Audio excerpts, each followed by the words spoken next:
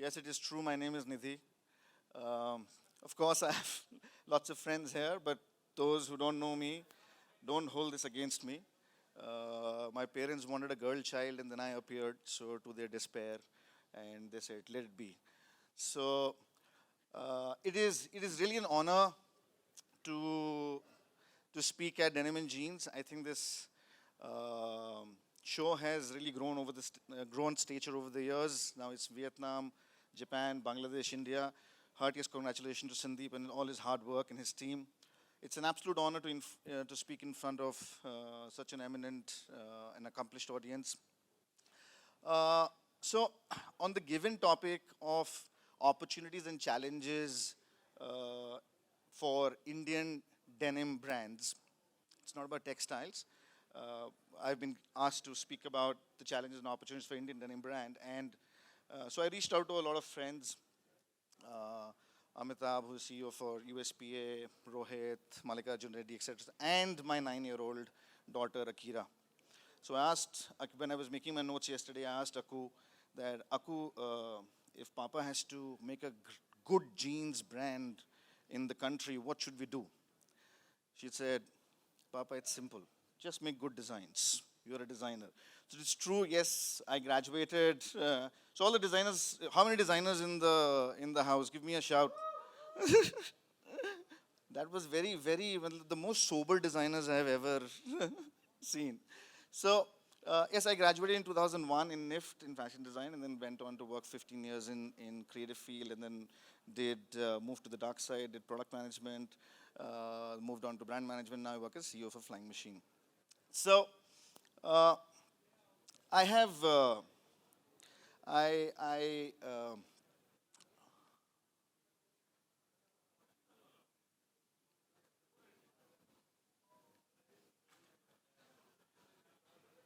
It's okay. You can click that. Yes. So this was very tempting. I had to plug this in. This is so I work with Flying Machine. This is a new logo. I couldn't leave this opportunity. And what I do is I follow a, a top 5 format stolen from Guy Kawasaki. And so that you know that there are only 5 topics. So if you get bored in the middle, you know how longer you'll get bored. So this is the first one. So on challenges and opportunity, I think opportunity comes out of the challenges. So these are just 5 slides which talks about the opportunity and challenges both. And the first one is India. I think, you know, and you all know the data. I don't have to repeat that, but we have 28 states, 8 union territories, and at the rate we are going, by the end of this talk, we may have added a couple of them. But we have 22 official languages, 110 spoken languages, many dialects. We have 6 different regions: northeast, west, south, middle, northeast.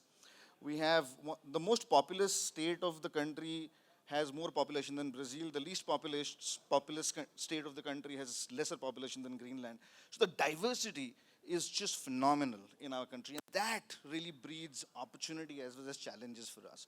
And therefore, you know, like look at our festival calendar. We have Onam in Kerala, then we have Pongal in Tamil Nadu, Karnataka, we have Dashera in Andhra Pradesh, then we have Pujo in Bengal, then we have Ganesha, then we have Janmashtami, Bihu, so on and so forth. And they are all different calendars, right? So this really, and the shape and sizes, the Dravidians, Aryans, etc. So the shape, size, color, breed, we have all, representation of all religions, etc. So the diversity is probably India is one of the most diverse nation in the world, one of the most diverse large nation in the world. It really, makes the SQ management very complex. So we are still, struggling with the fact that next week, whether slim fit allocations that we have done will sell or not. Because in North, suddenly loose fit is selling in Upper North, bootcut went out. So there are so many challenges that we have not been able to build a truly national jeans brand in the country. There are regional brands, and that's a huge opportunity. So it's a great idea to polarize and and penetrate regionally. So there are brands who are very strong in the east, then there are brands very strong in the west and north, and so on and so forth. But truly a truly national jeans brand, and that's, I think, is a huge opportunity within the challenges that we have in this country. I'll take examples of couple of national brands, not in jeans category. So I know that it might not be fair to compare, but then I want you to think of these brands as jeans brands. They are different categories, they are different industry. But think of them as jeans brand, then we may be able to internalize the power that a national brand can exude. The first one is Tata Salt. So we don't have a Tata Salt jeans brand in the country. Tata Salt market share is 64%, then Annapurna. So that's what a large national brand enables, right? Second is Maruti Suzuki. Of course, the market share of Maruti Suzuki has been coming down, but still, as of today, because car market has diversified in the country, there are many new entrants. Still, 41% plus market share. Then we have, Then we have Amul Butter, unprecedented, 85% market share. It's a true national butter brand. Imagine, if it was a jeans, what powerful brand that it could be, right? Then Maggi, of course, right? Maggi still continues to have 65% plus market share in Indian noodle market. Now, this takes me to my, so there is one, I think there is only one national jeans brand. The word starts with L, headquartered in San Francisco, but it's not an Indian brand, right? I'm in competition, can't take the name, so. But yeah, so there is a clear opportunity for an Indian brand to become a national jeans brand. I mean, that is something that is lacking. This takes me to my next topic, which is evolution cycle of jeans in India.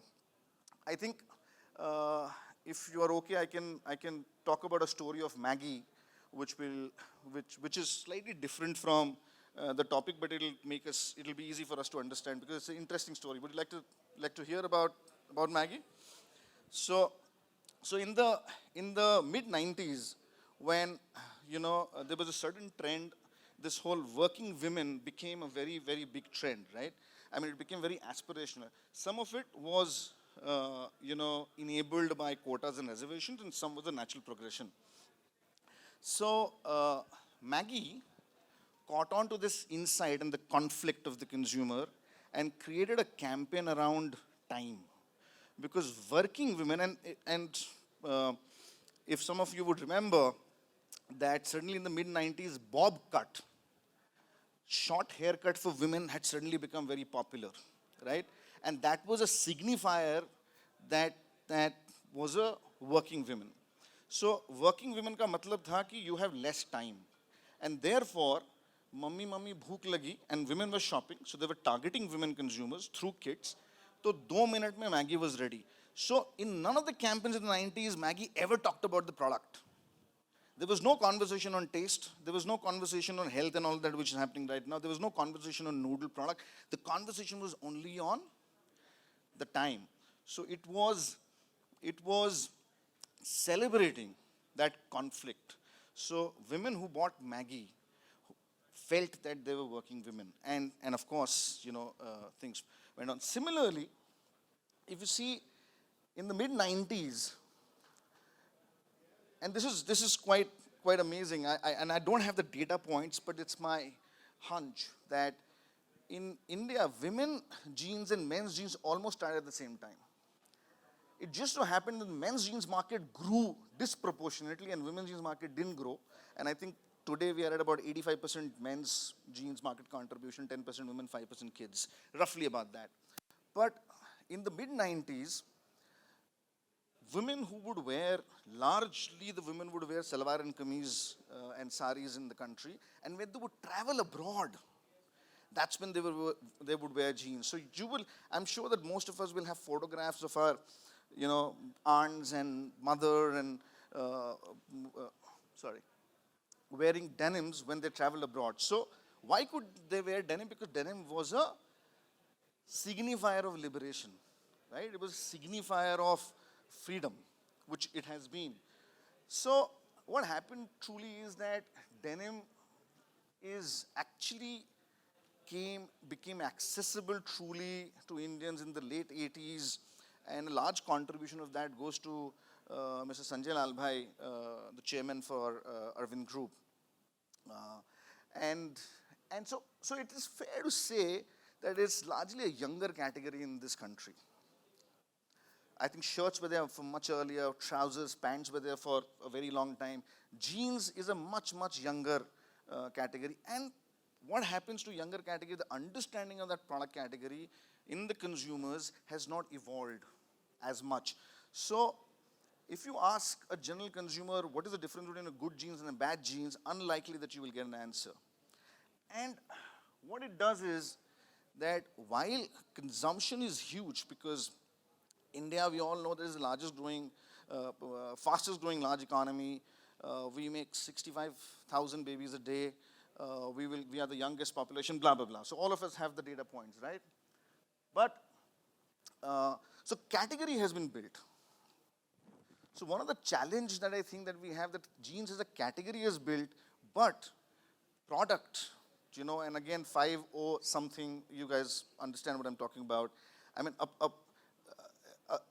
a product which is deep and creates meaning and is consistent, unfortunately, we can't name one. And that's a huge opportunity that, you know, if consistently one product can be built, there is an opportunity to do that.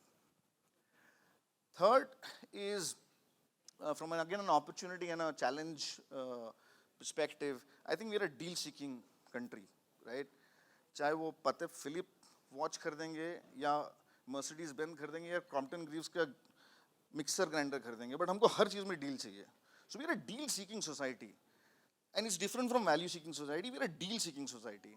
So I would like to play one ad from very old times. Ye hai NASA's most ambitious project ever, Juno, the spacecraft on a 5-year mission to discover Jupiter's secrets. Juno's scientific payload includes a color camera that will give the world the first ultra-wavelength microwave radiometer. In addition, it also has specially designed no cameras please ultra-high-speed engines that will take it to Jupiter in just 1 year. Any questions? Yes. कितना देती है? For a country obsessed with mileage, Maruti Suzuki makes India's most fuel-efficient cars. So, so this was one of the best ads in my mind made, and really signifies our, you know, the way we look at things. So we are a deal-seeking, we have deal-seeking customers. So what happens is when you don't have, and it's all mixed up, right? Because we don't really, the consumers still don't, like if you say cotton shirt, ya Kanjivaram sari, ya Pashmina, there is a lot of conversation around that, ki wo ye quality kya hai. But when you ask a general customer ki denim, how do you shop a denim? So very few people will be able to identify ki acha denim hai ya kharab denim hai, correct? So when that is true, and then you are a deal-seeking society, so what happens is that it's very natural that there is an intense competition that gets created with local brands, private label, poor quality product, and that becomes acceptable. So I think that is another huge challenge that we are, that the brands, the Indian brands are grappling with. And what happens is, actually retailing, if you say like to like from Europe to India, is very cheap, right? It's far more cheaper, it's at much cheaper rates available. But like if in Europe a mid-size, mid-premium brands wants to have a EBO, it's very difficult. You have to be in department stores, or you have to be a very large mass retailer or a premium brand to be able to afford retailing. However, the viability is again a challenge, because we are continuously seeking discounts and deals, etc. So that's another huge challenge. And the third most critical point, I think, is all of this finally polarizing into targeting of one kind of consumer. So what happens is that all the Indian brands, denim brands, if you see, are in the same price zone. So 2,500 rupees se lekar 4,000 rupees, 4 bhi nahi, I think 3,500 if you look at pivotal price points.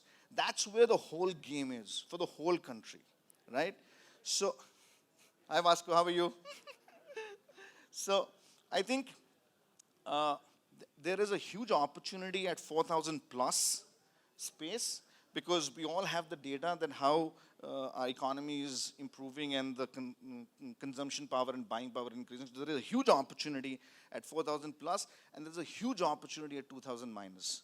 So these two spaces are clearly open, but all our brands are polarized between 2,500 and 4,000. So therefore, everybody's fighting with each other. And that, with this challenge, I think that's where the opportunity lies, that 4 plus and 2 minus. Now this is one of my favorite slides. I think I call it the story of the broken bottle. It's about the identity. So in 1915, Coke released a brief that andhere mein, even in darkness, if you touch a broken Coke bottle, you should be able to recognize that it's a Coke bottle. That's the passion, and that's the uniqueness of the product that was asked to create. I'll show you a couple of ads, a couple of pictures, and if you can identify the brand, that'll be great. What do you think? Which brand is this? Which brand is this? Diesel. This might be slightly difficult, but which brand is this? So, and trust me, if I'm going to put stories of brands bred here, it'll be very difficult for us to be able to differentiate. So I think identity is so critical that you should be able to polarize, focus on what you stand for, and go after that painstakingly, boringly, year on year, so that you're able to create an identity so that you polarize customers. It's very important to polarize customers. Don't be afraid of polarizing customers. Some people, some consumers must hate you, some consumers, you will only get lovers if you get haters. So I think that's one of the challenge that we face because we are such a growing nation, right? Consumption is growing every day, so there's humongous opportunity. So we are trying to grab every single opportunity. So from one perspective, that's right. But in the long term, it's important to have an identity so sharp like that, that even if you hide the brand name, you're able to recognize the product, the campaign, etc. Now, what happens is that why this is happening? Because in India, we are blessed with a manufacturing economy, right? So anybody can make jeans.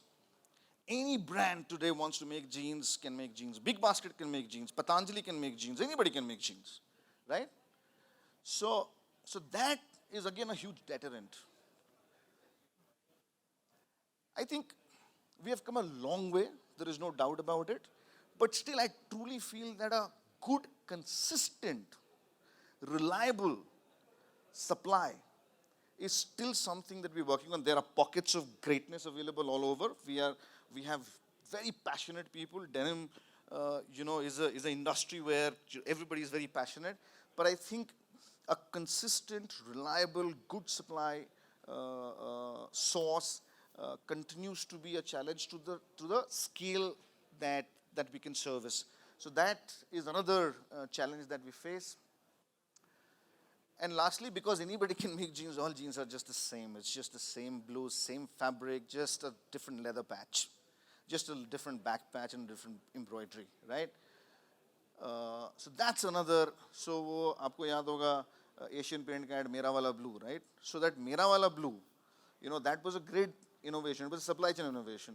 Asian Paint started doing primers which could be mixed into paint paste so that the innovation can be delayed as long as possible to the consumer. So वो jeans में मेरा वाला blue, is still missing. We have not been able to find that or stay consistent. This brings me to my fifth and last point, innovation. So what is the last big innovation that you think, that you remember in denim? Last big innovation that you remember in denim?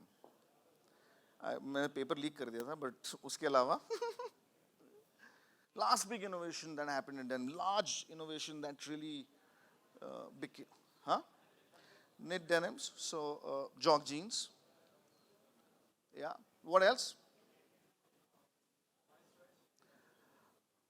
Yeah, by stretch. So in the space of yes, but large mass that had a mass impact that was really became very big. Bi-stretch continues to be about, I think, the contribution of bi-stretch would not be more than 1 or 2% in the total denim in the country. Few brands could be 2-3%, but few brands 0. So large, big innovation. Circular denim. Yeah, I think these are good work that is happening, but it has not been yet adopted. I'm saying adopted, marketed, sold, large innovations. Sure. So, yeah, so stretch, I think I agree. Stretch was a big, very, very big leap that denim took, right? It just changed denims forever. So that was a huge innovation. Of course, jog jeans, I think waterless, which, then I think this whole utility denim identity that one of the brands that we lovingly know, and maybe I've just put few, maybe I've not put all, there might be bigger innovations, but these are the ones that I could resonate with, I could remember. But how old are these innovations? There's nothing that has happened in the last 15 years. Right? It is something to ponder upon, right? So, jog jeans, I think, was 2010-ish, if I'm not mistaken. It was Kandyani and Diesel and Diesel. Even before that, 2007, 6, 7, 7, 8. Waterless, I clearly remember 2007, 8. Commuter, again, around that time. Stretch, even before, right? So, so this is a challenge, right? Now, can apparel innovate so much? The answer to that is pretty simple. Yes, it can. Look at the sports industry. Look at footwear. Like innovations have happened throughout, but we have somehow seemed to be collectively, and even all of these innovations, tell me one innovation that we have managed to do from the Indian Denim Brand set of brands, right? So, and there is a reason for all of that. So we'll come to that. Ironically, I found this picture and I thought it was a really ironically picture to put. One of the greatest innovator of our times wore denim, which is not innovated over the years, right? So, I think there is a simple 2x2 matrix of value and uniqueness. I've stolen this from Guy Kawasaki from his TED Talk, Berkeley. If you haven't seen the talk, you must see it. It's phenomenal, one of the best TED Talks. So, this is a 2x2 matrix. On one side is value, one side is uniqueness. So, we don't have to even guess that you want to be on the top right corner, right? All of us have to be on the top right corner. And so the bottom corner is the corner where, you have no uniqueness. So therefore, you have to only compete on price. Why we have so much of discounts? Why our retail viability is struggling, right? So it's the bottom right corner, which is the corner of you can only compete on price. Then of course, if you are unique and you have no value, you're playing stupid. Like it's foolish to be there, right? It's unnecessary. So ignore that corner. Then there is a dustbin corner, which is you're not even valuable and not even unique. It's a rubbish corner. Of course, this is the corner that you want to be. And I think I really respect one brand, which I think, okay, so something happened. So I think I find Uniqlo to be in the top right corner. It's very unique and it's of great value, right? So they're able to manage to give great value and still continue to be unique all the time. So innovation, I think, is never revolutionary. It is always evolutionary. So when you do something, there'll be people who will say this should not be done, you should not do it, etc., right? But we must do it, and then we must continue to evolve. That's the painful process, where you have to consistently keep doing version 1, version 2, version 3, version 4, version 5. And so if you look at Apple, the revolutionary iPhone was not a revolutionary iPhone. It was an evolutionary journey. They first started, 2009, Apple made more money from iTunes than BlackBerry made selling handsets. And that was the year when everything changed. And then they did iPods, Shuffle, Nano, Classic, and iPad, etc. So it's an evolutionary process. So innovation is always evolutionary. And I think this is where I think the Indian denim brands need to focus, because most of the R&D is done outside, at the mills, at the laundry. But unfortunately, there is very little R&D budget that we allocate, or we are able to allocate for the business. It's easy for me to say, but I think it's important. So if you look at Nike, Adidas R&D budget is 153 million euros per year. So it's crazy, right? A lot of brands, most of the brands are not even that size of revenue. But I'm saying the percentage allocation to R&D needs to be looked at seriously, and that's a huge opportunity. So finance people ignore this point, but that's critical. Bonus 0.6, because you all seem very interested and still listening. So India for denim. I think India is a natural fit for denim as a product. Although denim was not a natural product. It's a very new to us, etc. But I think it's a tropical climate. Cotton, denim is cotton. So I think that is a great enabler for the growth of denim in the country, and that's why we probably see such high growths. It's long lasting. India had, and India also had, coming back to the whole topic of the event, India has and had, I mean, we're losing that, but India had a very long running tradition of hand-me-downs, repurposing, etc. So denim is long lasting, it is passed on. So I think that's a natural fit with our tradition, culture, values. Denim is also season agnostic, and so is India. हमारे यहाँ कोई autumn, winter, spring, summer नहीं है क्या? We don't have any autumn, winter, spring, summer. We just follow autumn, winter, spring, summer for USS cycle, nothing else. End of season sale करने के लिए autumn, winter, spring, summer करते हैं धंधे में, but ऐसा कोई autumn, winter, spring, summer हमारे यहाँ है नहीं. So I lived in Chennai for 3.5 years. We had winter for half an hour, पूरे साल में. So I think it's season agnostic, and the product is season agnostic. So therefore, it's again a natural fit. This is very interesting, and this is not only true for denim but for everything else. And this is something that I was talking in the morning, that demand in India is led by rituals. I was saying that 25% of global weddings happen in India. India और China मिला के 50% wedding यहाँ होता है.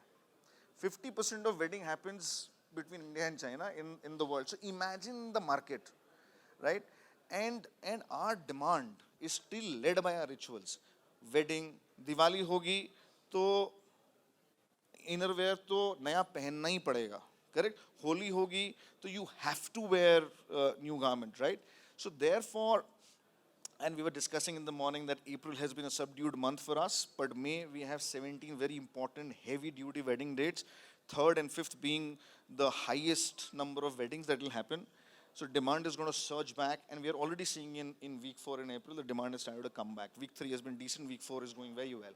So demand in India is led by ritual, and what has happened with denim is that denim has become so democratic कि अब शादी के gifting में भी denim acceptable hai. I have a friend who has joined us from Nestle, and he was sharing that in Nestle, which is a very formal company, now button-down shirts and chinos are allowed. So slowly, denim, obviously we all know that is getting accepted in every single occasion, but who would have thought कि गांधी जयंती के दिन आप denim and kurta पहन सकते हैं? But that's how democratized denim is becoming, right? So there is a huge opportunity because our demand is led by rituals, and now rituals have become tolerant to denim as a category. There is a huge potential. I truly think that if a peacock of apparel has to happen, then it's just denim. Denim is truly the national apparel of India. Youngest large country in the world, of course. I mean, we all know it. So therefore, denim is a natural fit for young population. It's a sign of liberation, etc. So there is a huge opportunity there. Thank you very much. That's me. Thank you. I hope you've enjoyed. Thank you.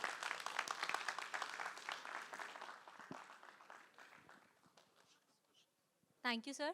And do you have any questions for Mr. Nidhi? Anyone? कितना देती है?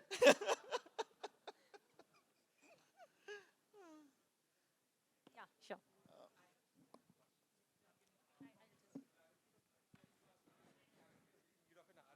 entire textile industry now. And similarly, it is applicable for the denim also. So what are the challenges we can foresee when you are considering a circularity concept for the denim application, and what are the opportunities brands can see through? So I think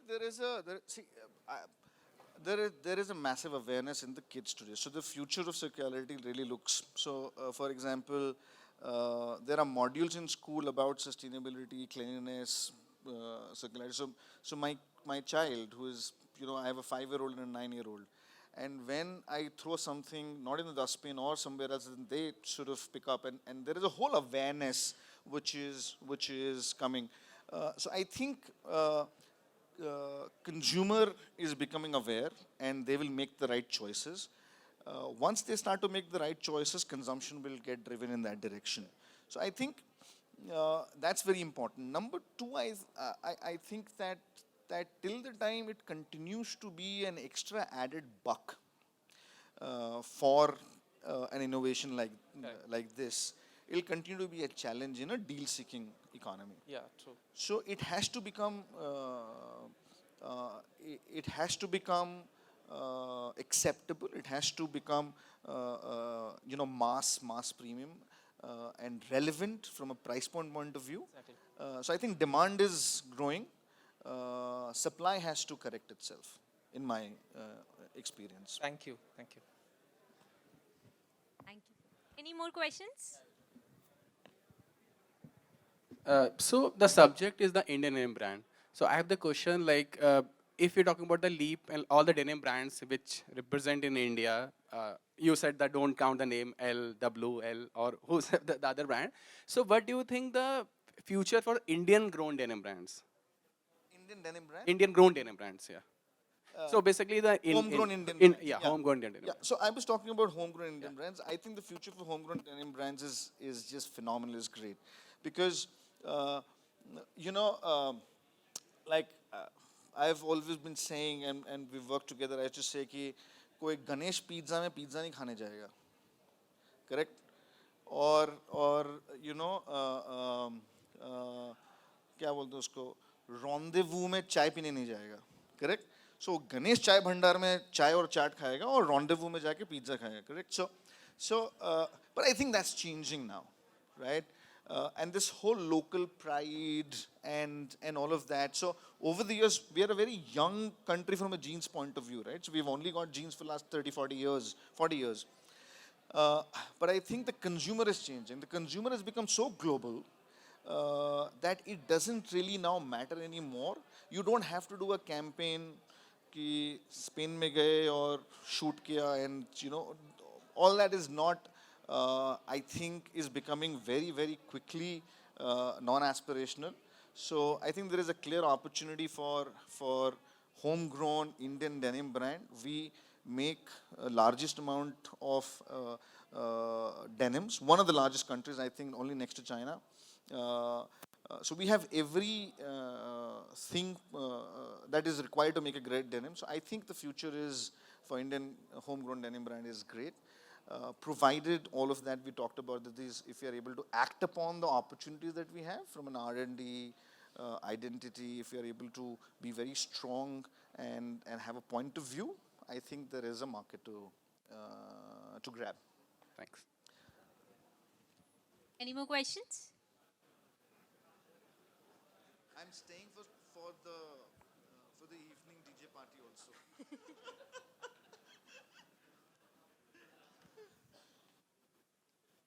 So I just wanted to ask that you showed some examples of brands like G-Star, Levi's. So they did those innovations because they had only one option, denim. Because G-Star sells only denim. It was a brand based around denim. So that's why they could do that innovation, because they didn't have any other option to invest. But usually in Indian brands, if you see, the focus is always very diverse, like this category, that category. So how can that be improved for Indian brands? Like how that focus can be more towards a particular category, and why is it, I actually wanted, why is it so diverse, basically, that every brand will want to do each and every category? So I think I see it as an opportunity, Mohit, that if you really ask me that what is the opportunity from market segmentation point of view, from diversification point of view. So I think in India, being a tropical climate, shirt is a highest sold product. So it's very difficult to miss that opportunity, right? And therefore, you see that most of the jeans brands have shirt contribution, a decent shirt contribution, 15-20% bare minimum, and some brands have shirt contribution up to about 30%. So India offers that opportunity to diversify your product.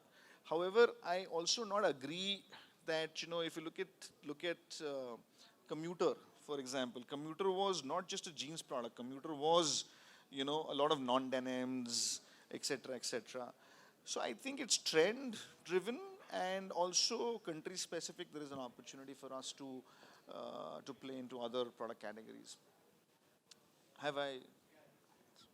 Thank you. Thank you so much, sir. Please have a huge round of applause for Mr. Nidhi. Thank you. Absolute pleasure. Thank you very much. It's an honor. Thank you, Sandeep. Thank you so much.